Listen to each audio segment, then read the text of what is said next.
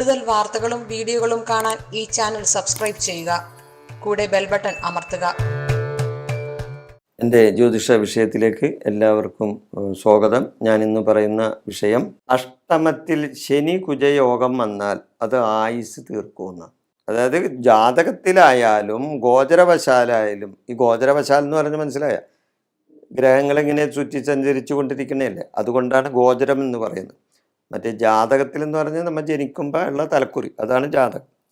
അപ്പോൾ അതിലായാലും പിന്നെ ഗോചരവശാലായാലും, അതായത് നക്ഷത്രവശാൽ ആയാലും, അഷ്ടമത്തിൽ ശനി കുജയോഗം വന്നാൽ, അതായത് ശനി കുജ യോഗം, അഗ്നിമാരുതയോഗം, എന്താണ് അഗ്നിമാരുതയോഗം വന്നാൽ അത് ആയുസ്സിന് ദോഷമാണ്.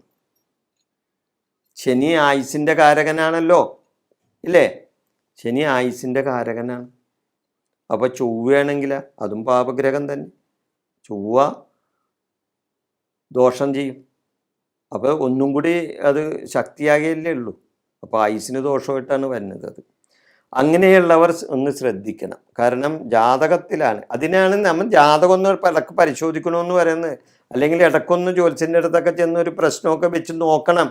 ഗോചരവശാൽ എനിക്ക് ഇങ്ങനെ ഒരു അവസരം വരുന്നുണ്ടോ എന്നറിയണം. ഈ ജാതകം എന്ന് പറയുന്നത് എന്തിനു വേണ്ടിയാണ്? അത് കല്യാണം നടക്കുമ്പോൾ വെറുതെ ചെക്കനും പെണ്ണിനും കൈമാറാനുള്ള കാര്യം മാത്രമല്ല. അത് ചിലവർ അങ്ങനെയാണ് ധരിച്ചു വെച്ചിരിക്കുന്നത്. ജാതകം എഴുതിയിട്ട് നേരെ കൊണ്ടുവന്ന് അലമാരിക്കകത്ത് വെക്കും. എന്നിട്ട് എന്താ ചെയ്യണത്? ആ സ്ത്രീയുടെയോ പുരുഷൻ്റെയോ അല്ലെങ്കിൽ കുട്ടികളുടെ കല്യാണത്തിൻ്റെ അന്ന് ജാതകം മാറാൻ വേണ്ടി അതെടുക്കും. അല്ലാതെ അത് തുറന്നു നോക്കൂല. അതിലെന്താണ് എഴുതി വെച്ചിരിക്കണതെന്ന് നോക്കൂല.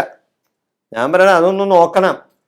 പിന്നെ പണ്ടുള്ള ജ്യോത്സ്യന്മാർ എഴുതിയ ജാതകമൊന്നും സാധാരണക്കാരന് വായിച്ചാലും ഒന്നും മനസ്സിലാവില്ല. കാരണം അത് ചില ഡോക്ടർമാർ മരുന്നിന് കുറിക്കണ പോലെയാണ്. എന്താണ് എഴുതി വെച്ചിരിക്കണതെന്ന് ചിലപ്പോൾ ആ ജ്യോത്സ്യന് തന്നെ പറയാൻ പറ്റില്ല. കാരണം അതേപോലെ തന്നെയാണ് അക്ഷരങ്ങൾ എഴുതി വെക്കുന്നത്. ഞാൻ കുറ്റം പറയണമെന്നല്ല, അവരൊക്കെ വലിയ പാണ്ഡിത്യമുള്ളവരായിരിക്കും, ഞാൻ അതിന് കുറ്റം പറയുന്നില്ല അവരാ. പക്ഷേ അത് സാധാരണക്കാരന് മനസ്സിലാകണ്ടേ? ഒരുവൻ ഒരു ജാതകം എഴുതി കഴിഞ്ഞാൽ ആ ജാതകം ആ ജ്യോത്സ്യന് മാത്രമേ വായിക്കാൻ പറ്റുള്ളൂ, അല്ലെങ്കിൽ മറ്റൊരു ജ്യോത്സ്യന് മാത്രമേ വായിക്കാൻ പാടുള്ളൂ എന്നുള്ള നിഷ്കർഷ വെക്കുന്നത് ശരിയാണോ? അല്ല. ആ ജാതകം എഴുതുന്ന അല്ലെ ആ ജാതകനെ അവൻ്റെ ജാതകം ഒന്ന് വായിച്ചു നോക്കണം. അതിന് മനസ്സിലാകുന്ന വിധത്തിലൊന്ന് എഴുതണ്ടേ? ഇപ്പോഴുള്ള മിക്ക ഒരു ജ്യോത്സ്യന്മാരൊക്കെ എഴുതുന്നുണ്ട്. ഒരു നല്ല കയ്യക്ഷരത്തിലൊക്കെ, പടികൊത്ത കയ്യക്ഷരത്തിലൊക്കെ എഴുതുന്നുണ്ട്. ചില പഴയ നമ്മുടെ പാണ്ഡിത്യം കൂടിയ ചില ജ്യോത്സ്യന്മാരാണ്, അവരൊക്കെ മൺമറഞ്ഞു പോയവരാണ് കൂടുതലും. അവരൊക്കെ ഈ ഇങ്ങനെ ഡോക്ടർമാർ മരുന്നിന് കുറിക്കണ പോലെയാണ്. നമുക്കതൊന്നും വായിച്ചാലൊന്നും മനസ്സിലാകില്ല. അതിന് വേണമെങ്കിൽ ഒരു ദിവസം മുഴുവൻ ഇരുന്നാലും ആ ജാതകം എന്താണെന്ന് നമുക്ക് അറിയാൻ പറ്റില്ല. അങ്ങനെയാണ് ജാതകം എഴുതുന്നവരുണ്ട്. ഞാൻ അവരെ കുറ്റം, ഇങ്ങനെയൊക്കെ ചെയ്യുമ്പോൾ നമുക്ക് അങ്ങനെ കാര്യങ്ങൾ പറയാതിരിക്കാൻ പറ്റും, ഇല്ലേ? അപ്പോൾ അതുകൊണ്ട് ജാതകം എഴുതി വെച്ചാൽ അത് മനുഷ്യന് മനസ്സിലാവുന്ന വിധത്തിൽ എഴുതി കൊടുക്കണം ജ്യോത്സ്യൻ. ആ കുടുംബത്തിലെ ആക്കെങ്കിലോ അല്ലെങ്കിൽ വേറെ ആക്കെങ്കിലോ ആ ജാതകം ഒന്ന് വായിച്ചാൽ എന്തെങ്കിലും ഒന്ന് മനസ്സിലാകണം.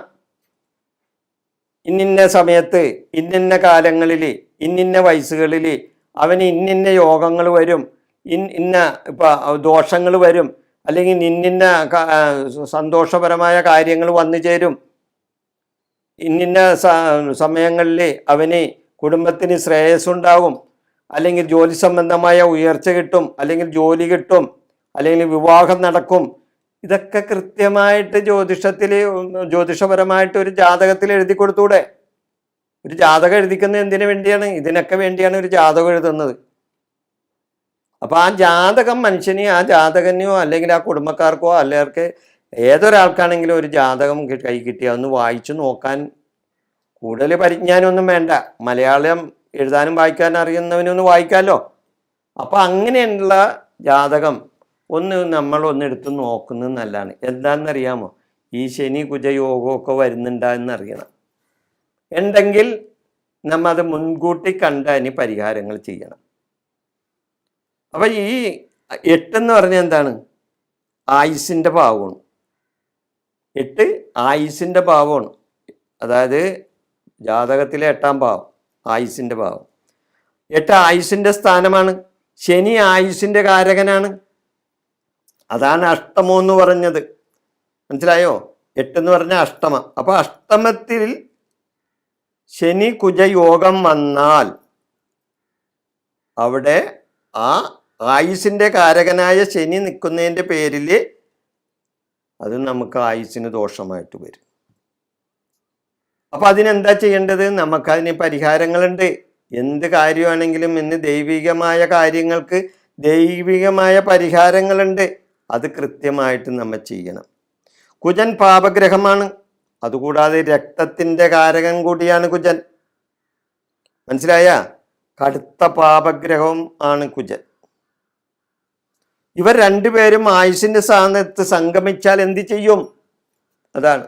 അതായത് രക്തത്തിൻ്റെ കാരകനായ ചൊവ്വയും ആയുസിന്റെ കാരകനായ ശനിയും ആയുസിന്റെ ഭാവമായ 8ാം ഭാവത്തിൽ സംഗമിച്ചാൽ തീർച്ചയായിട്ടും അവിടെ ആ ജാതകന്റെ ആയുസ്സിന് ദോഷമാണ് പറയുന്നത്.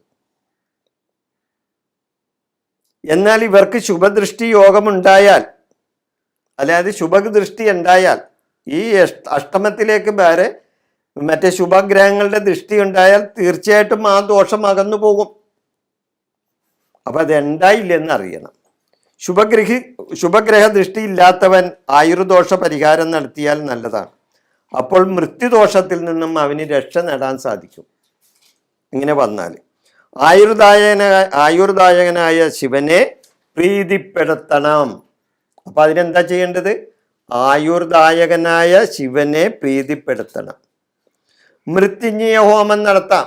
ആ ജാതകന് മൃത്യുഞ്ജയ ഹോമം നടത്താം. ശിവന് ധാരയും പിൻവിളക്കും നടത്താം. ഗ്രഹദോഷ ശാന്തിക്കായി നവഗ്രഹ പൂജ നടത്താം. ഗ്രഹദോഷ ശാന്തിക്കായിട്ട് നവഗ്രഹ പൂജ നടത്താം. ഞായറാഴ്ച തോറും ശിവക്ഷേത്ര ദർശനം നടത്തി പ്രാർത്ഥിക്കുക. ഇതൊക്കെ അതിന് പരിഹാരമാണ്. മനസ്സിലായ? ആയുസിലെ അഷ്ടമത്തിലെ, അതായത് 8ാം ഭാവത്തിലെ ശനി കുജ യോഗം വന്നാൽ, അത് ശനി ചൊവ്വ യോഗം വന്നാൽ നിങ്ങൾക്ക് ഇന്ന പരിഹാരങ്ങളിലൂടെ നിങ്ങളുടെ ആയുസിൻ്റെ ദോഷപരമായ കാര്യങ്ങളിൽ നിന്ന് നിങ്ങൾക്ക് മുക്തി നേടാൻ സാധിക്കും. ഈ വിഷയം ഞാൻ ഇവിടെ അവസാനിപ്പിക്കുന്നു. നിങ്ങൾക്ക് നന്ദി, നമസ്കാരം.